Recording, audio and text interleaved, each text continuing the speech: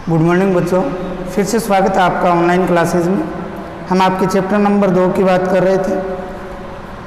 Chapter number 2 में हम अभी प्रोटिस्टा किंगडम में ही हैं। मैं रोज़ बोलता हूँ ये बात क्योंकि आप लोगों को पता चलता रहे कि हम पढ़ क्या रहे हैं।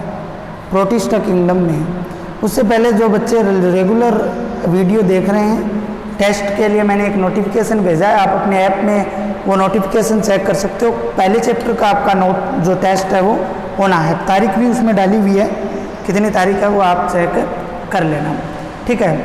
प्रोटिस्टा किंगडम के अंदर हमने क्राइसोफाइट, डाइनोफ्लैजिलेट एंड यूग्लिनोइड की जो बात थी वो कर ली थी।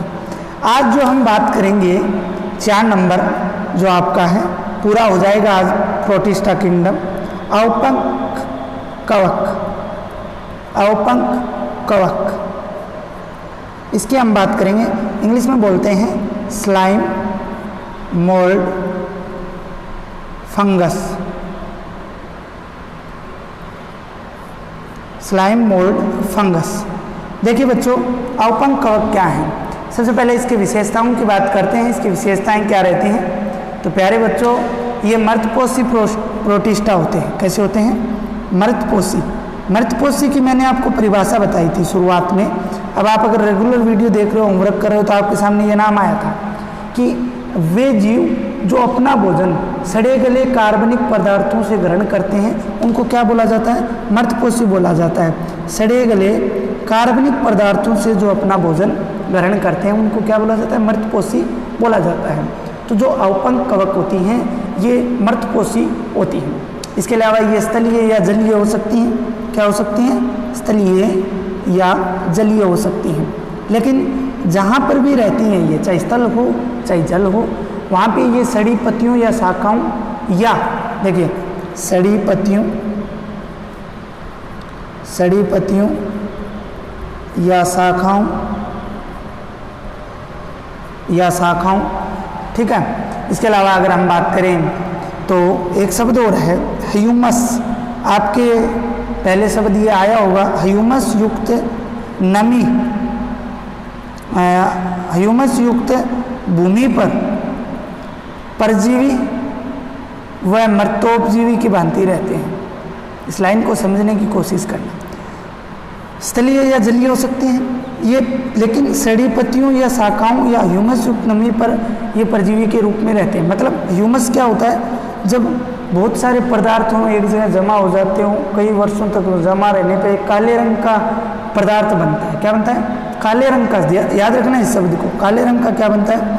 पदार्थ बनता है। उसको क्या बोला जाता है? ह्यूमस बोला जाता है, ठीक है। 3 नंबर अगर बात करें विशेषताओं की, तो इनकी जो संरचना होती है वो श्लेष्मीय नगन प्रोटोप्लाज्म का पिंड की तरह होती है। संरचना क्या होती है? श्लेष्मीय नगन प्रोटोप्लाज्म। अब बात आती है कि ये शब्द क्या होता है। श्लेष्मा युक्त नगन जिसके 4 दीवारी न हो, प्रोटोप्लाज्म मतलब जीवद्रव्य, और जीवद्रव्य कोशिका के अंदर उपस्थित पदार्थ को कहा जाता है। तो इनकी नगन जीवद्रव्य जैसी इनकी संरचना होती है। इस जीवद्रव्य में, इस प्रोटोप्लाज्म के अंदर अनेक नाभिक व रसदानियाँ होती हैं। अनेक नाभिक व क्या होती हैं? रसदानियाँ होती हैं। और इन अनेक नाभिक और रसदानियों को प्रोटोप्लाज्म प्लाज्मोडियम कहा जाता है। क्या कहा जाता है? प्लाज्मोडियम कहा जाता है। भाई श्लेष में नगन प्रोटोप्लाज्म इनका जो है संरचना होती है। जीवद्रव्य जो होता है नगन, इनके अंदर नाभिक व रसदानियाँ पाई जाती हैं जिन्हें प्लाज्मोडियम कहा जाता है। और ये पीले रंग के होते हैं, पीले वर्णक की तरह दिखाई देते हैं। कैसे होते हैं? पीले वर्णक जैसे होते हैं। इसके अलावा अगर हम बात करें तो अनुकूल परिस्थितियों के अंदर, अनुकूल परिस्थितियों में अगर बात करें, मतलब अनुकूल परिस्थितियाँ कौन सी होती हैं? कोई बता सकता है? भाई ऐसी परिस्थितियाँ जो अनुकूल हो। जैसे हम अभी जो टेम्परेचर है, मतलब हम 30 से 40 टेम्परेचर 20 से 30 टेम्परेचर या 40 के लगभग तक हम आसानी से जो है सहन कर सकते हैं। उसके बाद में अगर 60 चला जाए, 100 चला जाए, तो वो हमारे लिए क्या हो जाता है? प्रतिकूल। उसी प्रकार ये अनुकूल परिस्थितियों के अंदर ये प्लाज्मोडियम जो होते हैं ये समूह बनाते हैं। क्या बनाते हैं? समूह बनाते हैं और कई फीट तक क्या करते हैं? कई फीट तक लंबाई में जमा हो जाते हैं। कई फीट तक क्या हो जाते हैं? लंबाई में जमा हो जाते हैं। तो डियर स्टूडेंट्स, ये आपके था औपंग कवक, क्या था? Slime mould fungus. अब लास्ट जो हमारा रहा है 5 नंबर प्रोटोजोआ, उसके बाद में आपका प्रोटिस्टा जो था वो पूरा हो जाएगा। प्रोटोजोआ, प्रोटोजोआ, ये देखिए प्रोटोजोआ इंपॉर्टेंट भी है, ठीक है, क्योंकि मलेरिया रोग इसी के कारण होता है। कौन से के कारण होता है आगे बात करेंगे। प्रोटोजोआ में हम जितनी भी बात करेंगे ये क्या होते हैं? परपोषी होते हैं।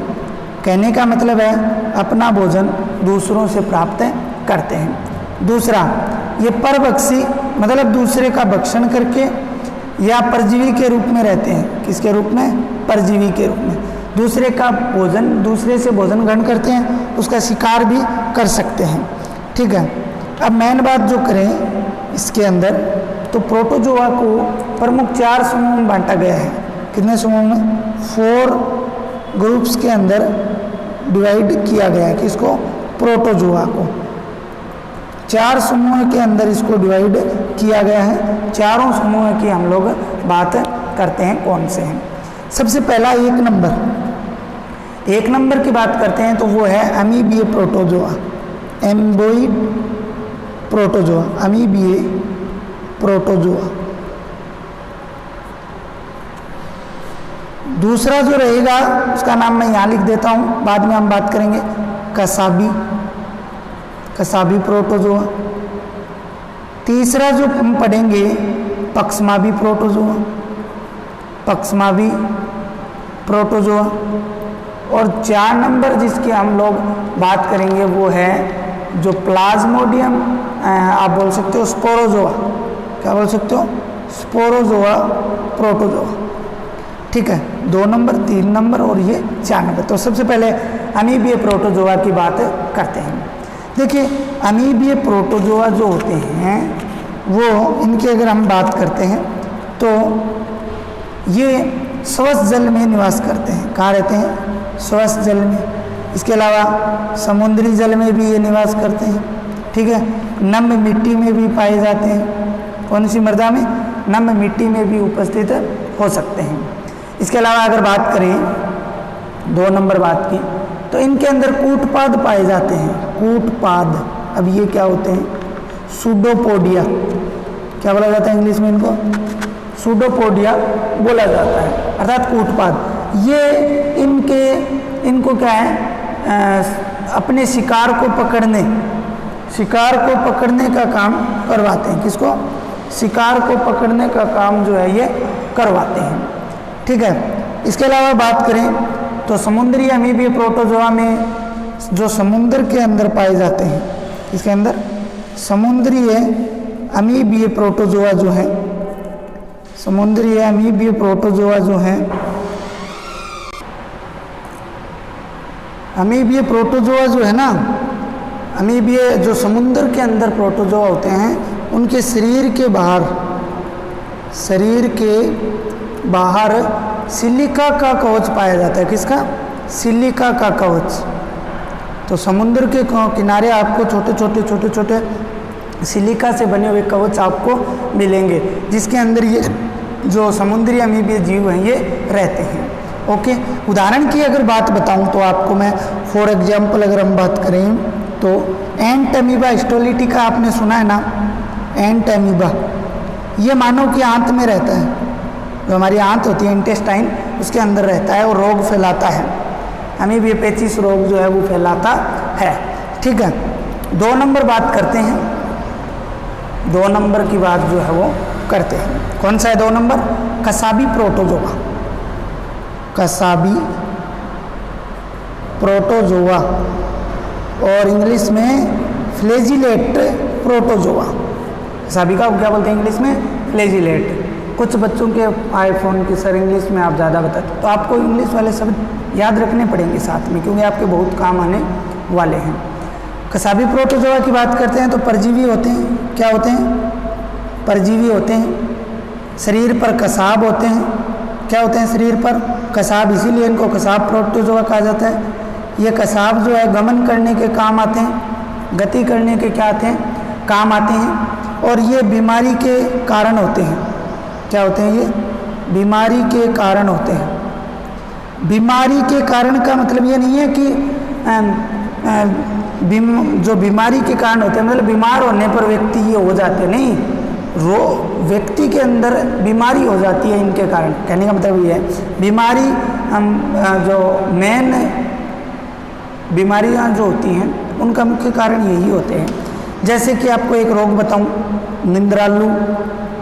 निंद्रालु व्याधि, ठीक है ना, स्लीपिंग सिकनेस इसको इंग्लिश में बोलते हैं। सोने से संबंधित ये रोग है, तो ये बीमारी इस कसाबी प्रोटोजोआ के कारण होती है। उदाहरण की अगर हम लोग बात करें तो ट्रिपेनोसोमा, कौन सा?